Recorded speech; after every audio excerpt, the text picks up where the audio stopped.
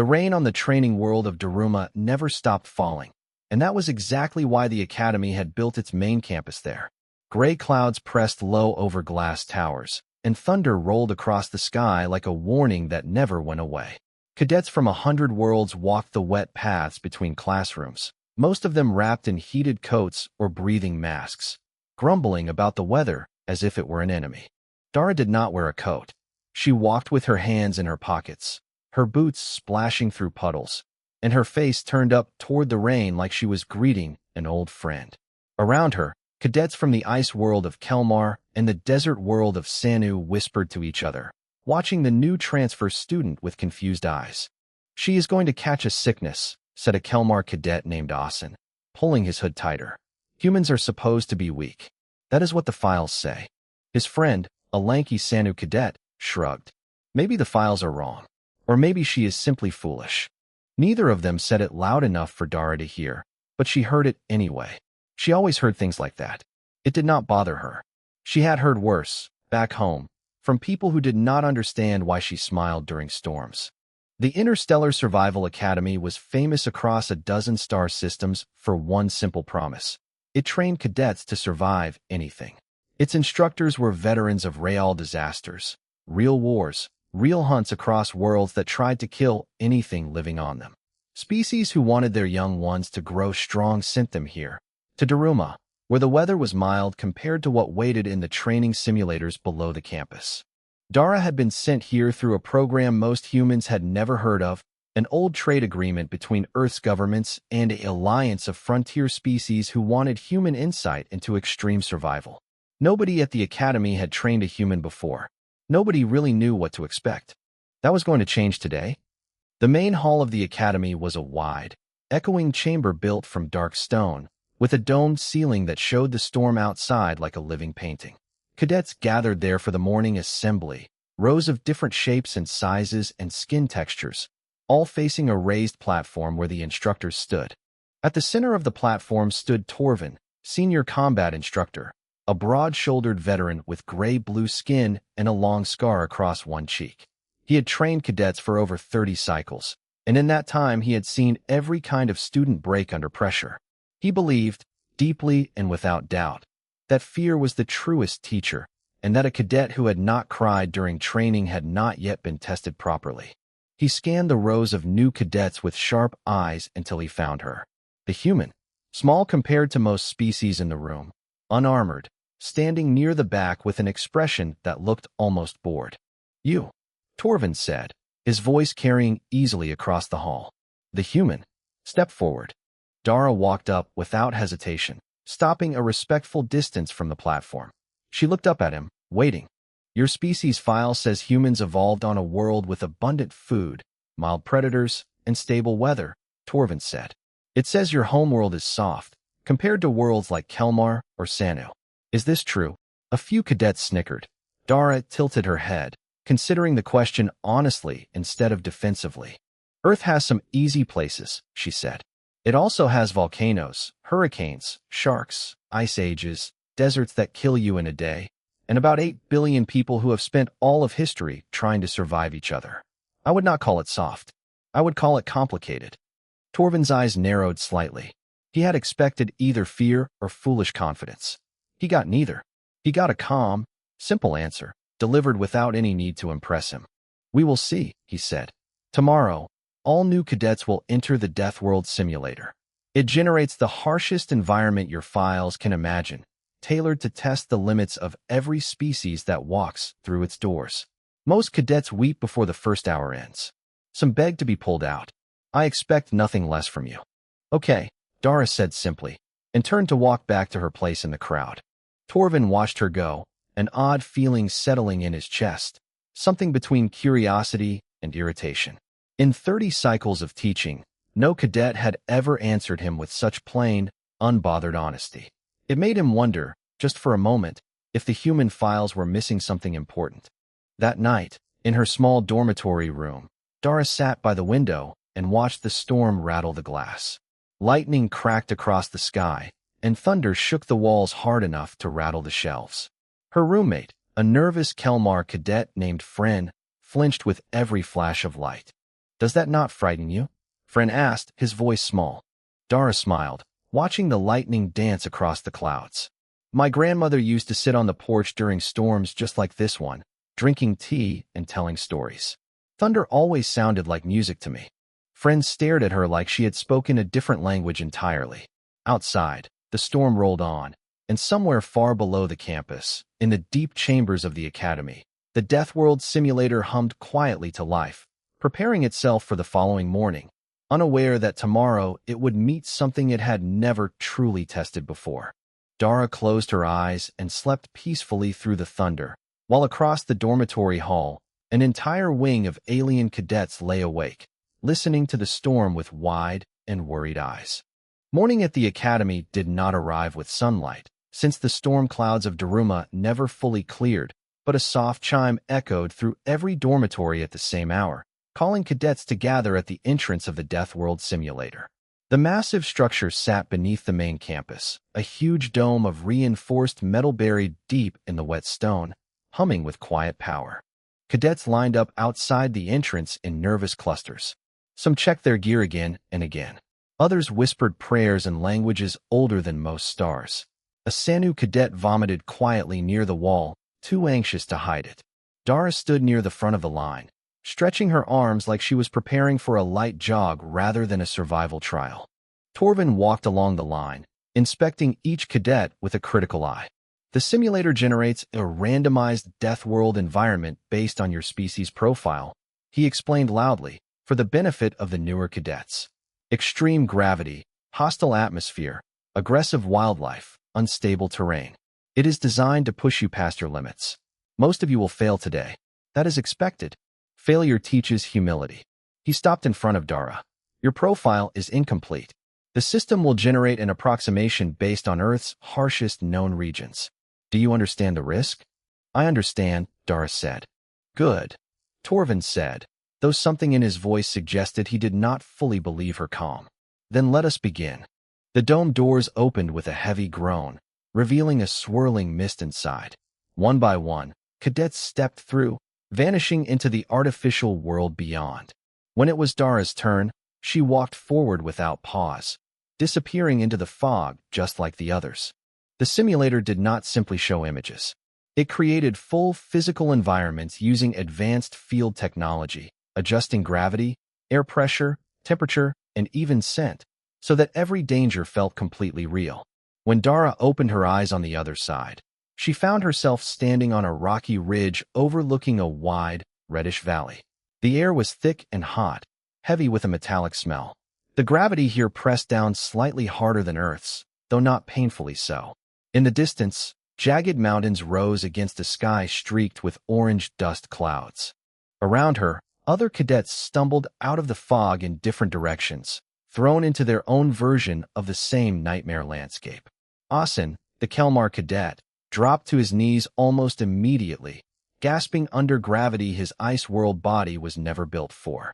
The Sanu cadet clutched his throat and used to air this thick and metallic. Dara took a slow breath, tasting the strange atmosphere, and smiled. It reminded her, oddly, of summer trips to old volcanic regions back home, where the ground steamed and the air tasted like pennies.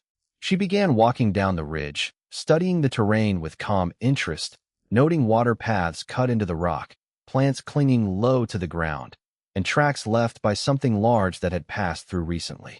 A distant howl rolled across the valley, low and layered, like more than one throat calling at once. Several cadets froze in place. Asen whimpered and pressed himself flat against a rock. Something is hunting, Dara murmured to herself, more curious than afraid. She crouched low near a cluster of stones, studying the tracks more closely. They were wide, fur-toed, dug deep into the dirt, the kind of tracks left by something heavy and fast. A massive shape burst from the tree line at the edge of the valley, a creature built like a cross between a wolf and a lizard, scaled hide rippling over powerful muscles, jaws lined with layered teeth. It let out another howl, and two more shapes emerged behind it, moving low and fast across the rocky ground. Panic spread instantly among the scattered cadets. Asen screamed and tried to climb higher on the ridge, slipping on loose stone. The Sanu cadet turned and ran blindly, nearly falling into a ravine. Other cadets from different worlds froze completely, paralyzed by instincts that told them running was pointless against something so fast. Dara did not run. She stood, watching the pack circle closer, studying how they moved, how they communicated with quick glances and low growls, how the lead creature positioned itself slightly ahead of the others. It was, she realized with a strange thrill, not unlike watching wolves hunt back on Earth, something she had studied for a school project years ago, sitting safely behind reinforced glass at a wildlife reserve. Except this time, there was no glass. The lead creature turned its attention toward her, drawn perhaps by her stillness among so much panic. It lowered its head and began to stalk forward, claws clicking against stone. Dara felt her heart beating faster, a natural and honest fear rising in her chest. But beneath it, something else rose too, something bright and sharp and strangely joyful. This was real. This was a puzzle with teeth, and she loved puzzles. She laughed. It was not a loud laugh, not wild or broken, just a short, genuine sound of excitement, the kind of laugh a person makes at the top of a roller coaster right before the drop. The creature paused mid-step, ears flattening, confused by a reaction it had never encountered before. Far above, in the observation deck overlooking the simulator, Torvin leaned forward sharply, watching the display screen that showed Dara's vital signs and surrounding threat level. Her heart rate had spiked, exactly as expected under genuine danger. But her expression on the monitor showed no fear at all. It showed a wide, delighted grin. Torvin frowned, arms crossing over his chest, and for the first time in 30 cycles of teaching, he did not know what he was about to witness. The observation deck above the simulator was usually a quiet place, filled with the soft hum of monitors and the occasional murmur of instructors comparing notes. Today it was anything but quiet. Every instructor in the room had gathered around the main display, watching the strange scene unfolding in the valley below. The lead predator crouched low, confused, its ears twitching at the sound of Dara's laughter. Around it, the two other creatures hesitated as well, uncertain how to respond to prey that did not run. She should be terrified, said Instructor Kessa, a tall Sanu woman with pale eyes, leaning closer to the screen. Her vitals show real fear response. Elevated heart rate, adrenaline spike. Yet she is smiling. Torvin said nothing, his eyes locked on the monitor. In his experience, fear and joy did not usually appear together on a single face. Yet there it was, plain as day. Down in the valley, Dara took a slow step backward, not out of retreat, but to put a large boulder between herself and the pack. She had noticed something important in those first few seconds of watching the creatures move. They relied heavily on open ground and speed, using their pack formation to herd prey into the open where escape was impossible. If she could break that formation, even for a moment, she could change the entire fight. She reached down and grabbed a fist-sized rock from the ground, testing its weight in her palm. Back home, she had spent summers throwing rocks at targets nailed to trees with her cousins, a simple game that had somehow turned into decent aim. She threw the rock hard at the lead creature's flank, striking it solidly. The beast yelped and spun toward the sudden pain, breaking its focused stare at Dara for just a moment. That single moment was enough. Dara moved quickly around the boulder, putting solid rock between herself and two of the three predators, forcing them to reposition. She is using the terrain, Kessa said, surprised. Deliberately. Torvin leaned in further, watching closely now. Most cadets under this level of threat either froze completely or ran in blind panic, both equally deadly outcomes. Dara was doing neither. She was thinking, calculating, adjusting her position with each passing second, treating the predators like pieces on a board rather than certain death closing in. The lead creature snarled and leaped over the boulder, faster than expected, closing the distance in a single powerful bound. Dara rolled to the side, feeling hot breath and snapping jaws pass just beside her shoulder, close enough to tear fabric from her sleeve. Pain flared where a claw grazed her arm, sharp and real. She grunted, more annoyed than afraid, and scrambled to her feet, backing toward a narrow gap between two large rocks, a space too tight for the creature's broad shoulders to follow easily. She is bleeding, someone in the observation deck said quietly. She is still smiling, Kessa replied, disbelief coloring her voice. Dara pressed herself into the narrow gap, breathing hard, adrenaline burning through her veins. The lead creature snarled at the opening, unable to fit, snapping its jaws in frustration.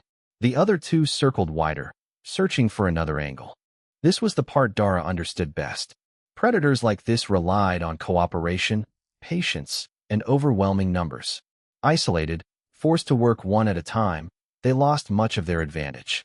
She had learned that lesson from documentaries, from books, from long nights reading about how early humans had survived against creatures far larger and stronger than themselves, using exactly this kind of thinking instead of raw strength.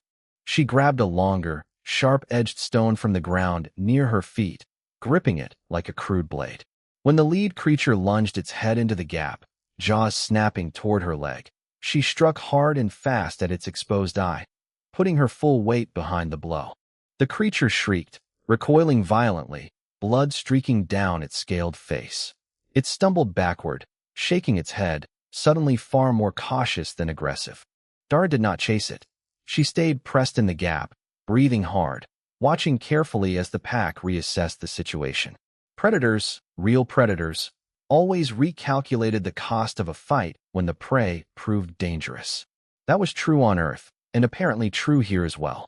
After a long, tense moment, the injured creature let out a low, warning growl and backed away completely, followed reluctantly by the other two. They retreated toward the tree line, disappearing into the orange-dusted distance, leaving the valley strangely quiet except for the wind. Dara slid down against the rock, finally letting herself breathe normally, adrenaline slowly draining from her body. She looked down at the shallow claw mark on her arm, wincing slightly, then let out a short, tired laugh. "Okay," she muttered to herself. That was intense. In the observation deck, silence hung heavy over every instructor present. Torvin stared at the screen for a long moment, replaying the fight in his mind. She had not fought like someone desperate to survive. She had fought like someone solving a problem, calmly, cleverly, with a strange kind of joy woven through every decision. He turned toward the terminal beside him and typed quickly, pulling up ancient records buried deep in the Academy's archive, files about a species called humanity that had never received serious attention before. Historical combat records, predator encounters, survival strategies from a world he had always assumed was simple. What he found made the scar on his cheek itch with old, uneasy memory. Torvin sat back slowly, staring at the numbers, at the long list of predators humans had outlived, outsmarted, or outright hunted to extinction across their own violent history. For the first time in 30 cycles, he felt something he had not felt in a very long time while reviewing his student file. He felt genuinely unsettled. Deep beneath the academy, in a maintenance corridor few cadets ever saw, a small mechanical fault was quietly growing worse. The Deathworld simulator relied on a core network of automated defense drones, machines originally built to patrol the deep chambers and protect the equipment from accidental damage. These drones were never meant to enter an active simulation. They were locked behind old fail-safe protocols, dormant unless triggered by a genuine security breach. Nobody in the observation deck knew that one of those old fail-safe systems, worn down by years of storms and power surges from Daruma's endless lightning, had just cracked. Back in the valley, Dara pressed a torn strip of fabric against the shallow wound on her arm, tying it tight with her teeth and one free hand. The wind carried a faint metallic smell, and thick orange dust drifted lazily across the rocky ground. She allowed herself a moment to rest against the boulder, listening to the quiet. Then the quiet broke. A low mechanical whir echoed across the valley, completely out of place in a world supposedly built from stone and wildlife. Dara's head snapped up immediately, senses sharpening. That sound did not belong here. Above the ridge, a cluster of sleek metal drones rose into view, hovering with quiet precision, red sensor lights sweeping across the terrain. They were nothing like the simulated predators. These were real machines, armed with actual defense systems, never meant to be active during a training exercise. In the observation deck, alarms suddenly blared to life, red warning lights washing across every monitor. Instructor Kessa jumped back from her console, eyes wide with shock. "Security breach," a mechanical voice announced calmly through the overhead speakers. Deep core defense protocol engaged. Simulation containment compromised. Torvin's blood ran cold. That is not possible, he said sharply, moving quickly to the main terminal. Those drones have been dormant for over a decade. They are active now, Kessa said, voice tight with panic. All of them. Every cadet inside the simulator is now sharing space with live combat drones. Chaos erupted across the observation deck. Instructors shouted orders. Technicians scrambled to shut down the failing failsafe system. And somewhere in the chaos, someone realized with horror that the simulator's emergency exit protocols had also been damaged by the same fault, trapping every cadet inside until a manual override could be completed. Down in the valley, the drones began scanning the scattered cadets, red lights locking onto each of them individually, weapon systems humming to life with a low, dangerous whine. Panic spread instantly through the simulation. Cadets who had already been shaken by the earlier Predator encounters now faced something far more frightening, since these machines did not tire, did not retreat, and did not care about instinctive fear responses at all. They followed cold, mechanical logic, treating every living thing in the simulation as a potential intruder. Asin froze completely as a drone hovered toward him, its sensor lights sweeping across his shaking frame. The Sanu cadet screamed and dove behind a rock, narrowly avoiding a warning shot that scorched the ground beside him. Dara's stomach tightened, a very different feeling from the earlier excitement she had felt facing the predators. This was not part of the test. She could feel it instantly, the way the air seemed to shift, the way her instincts screamed a different kind of alarm entirely. This is real, she muttered, pulling herself upright despite the ache in her arm. This is actually real. She scanned the valley quickly, watching the drones spread out methodically, cutting off escape routes with cold efficiency. Cadets scattered in every direction, disorganized and terrified, exactly the kind of chaos that made everyone easier to isolate and target one at a time. Dara had read enough and lived enough drills back home during storm seasons and evacuation practices to know that panic itself was often more dangerous than the actual threat. People who scattered without a plan usually made things worse for everyone, including themselves.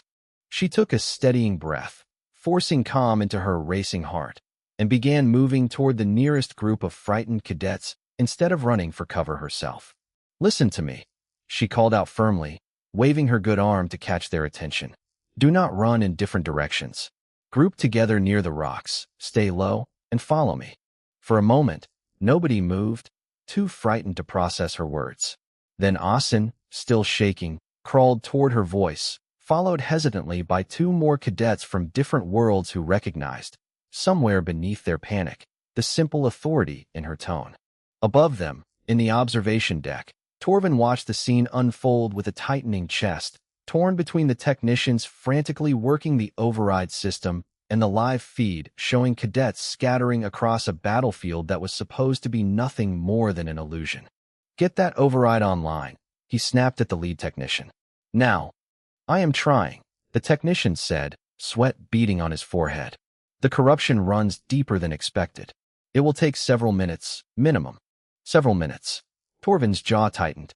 Several minutes was an eternity when live weapons were involved.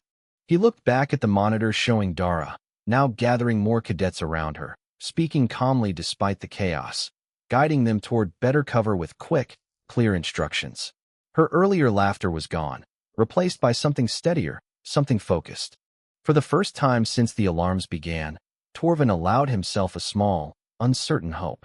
If anyone down there had a chance of holding things together until the override finished, it might, against every expectation he had walked in with, be the human girl he had expected to break first. 6 cadets now huddled behind a jagged outcrop of rock, breathing hard, watching Dara with a mixture of fear and desperate hope. Asin clutched his knees to his chest, shaking violently. The Sanu cadet kept glancing toward the sky, flinching every time a drone's shadow passed overhead.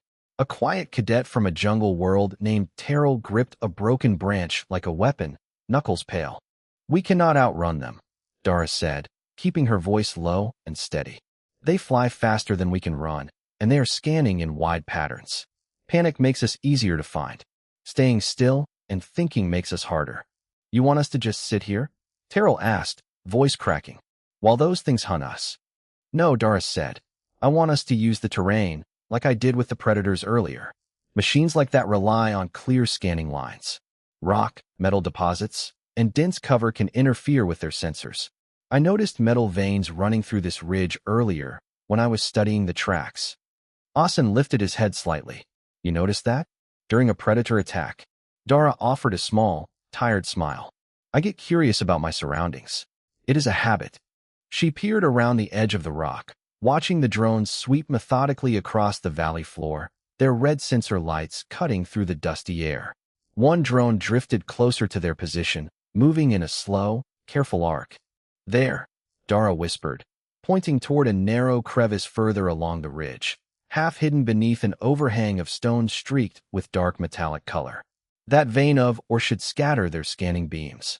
If we can reach it without being seen, we can regroup safely. That is nearly 30 meters across open ground, the Sanu cadet said, voice tight with fear. I know, Dara said. We move in twos, staggered, while the others create a small distraction on the opposite side. Movement draws their attention faster than anything else. She quickly split the group, assigning simple, clear tasks to each cadet based on what she had already observed about their strengths. Terrell, still gripping his branch, was tasked with throwing loose stones toward the far side of the ridge to draw a drone's attention. Asen, despite his fear, was paired with the calmest cadet to make the first dash toward the crevice. On my signal, Dara said, watching the drone patterns closely, counting the rhythm of their sweeping scans. 3, 2, 1 now. Terrell hurled a handful of stones hard against a distant rock face. The clatter echoed sharply, and one drone spun toward the sound immediately, sensor light flaring bright. In that same instant, Asen and his partner sprinted low across the open ground, reaching the crevice safely just as the drone's beam swept past where they had been standing moments before. One by one, in careful, staggered bursts, Dara guided the remaining cadets across the dangerous gap, timing each movement with the drone's predictable scanning rhythm.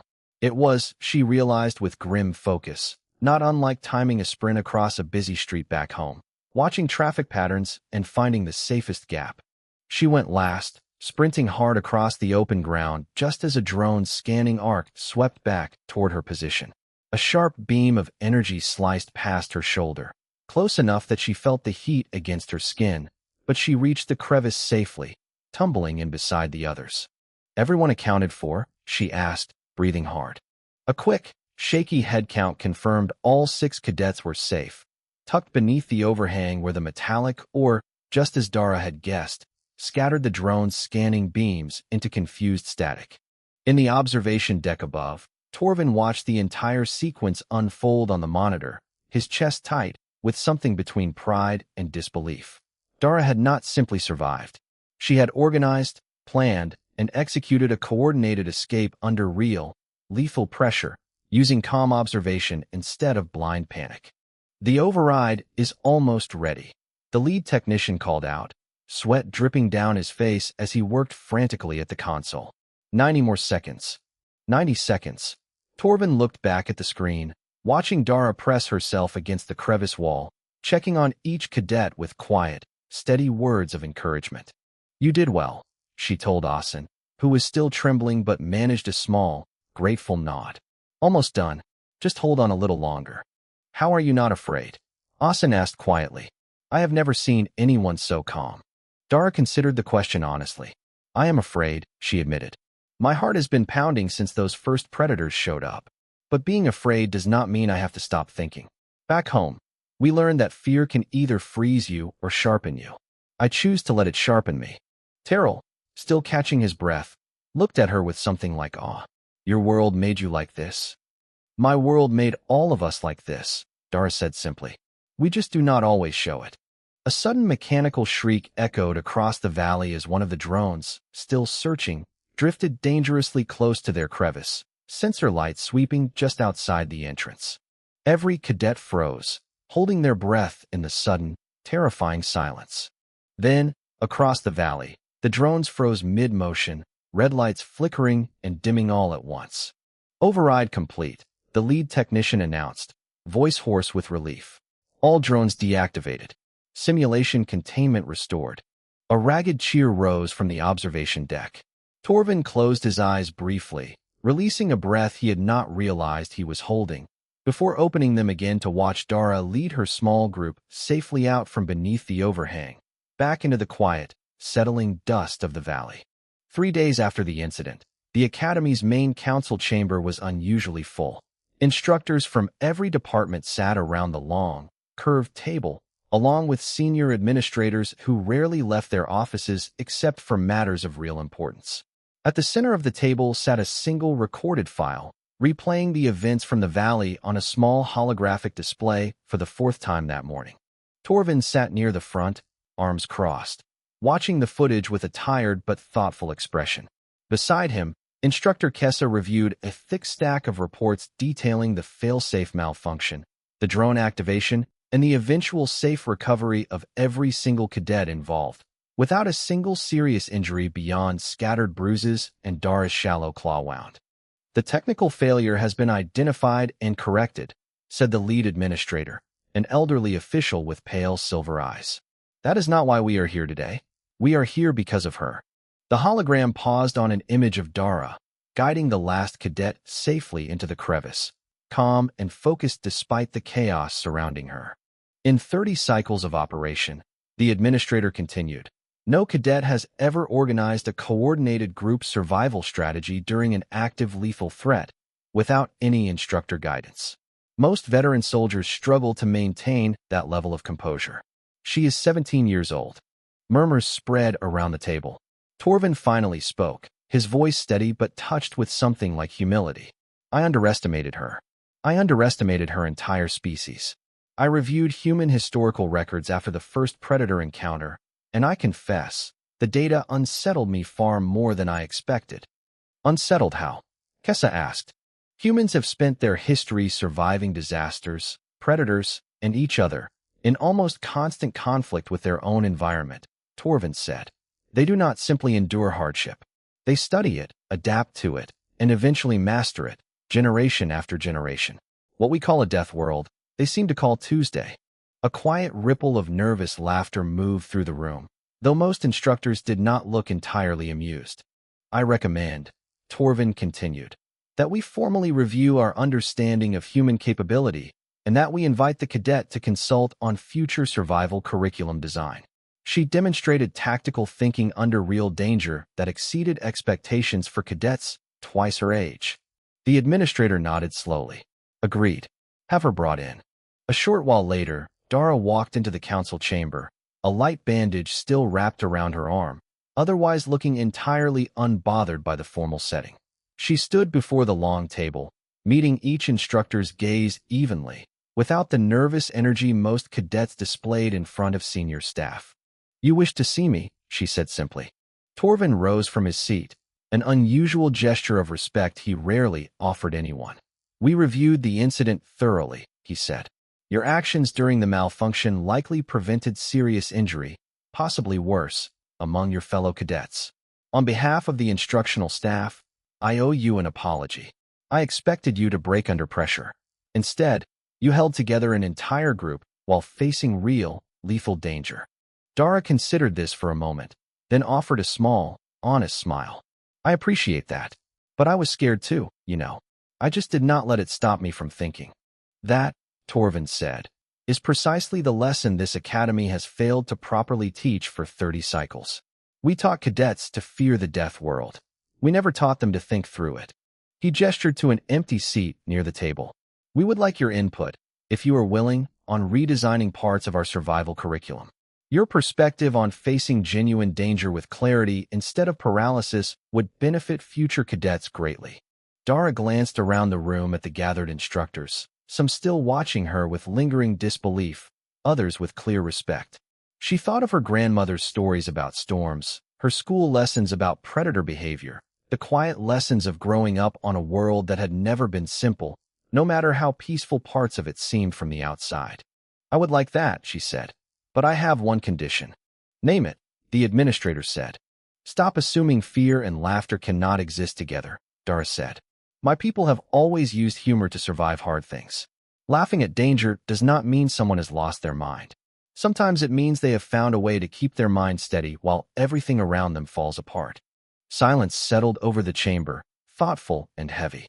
Torvin nodded slowly, something like understanding finally settling into his weathered face.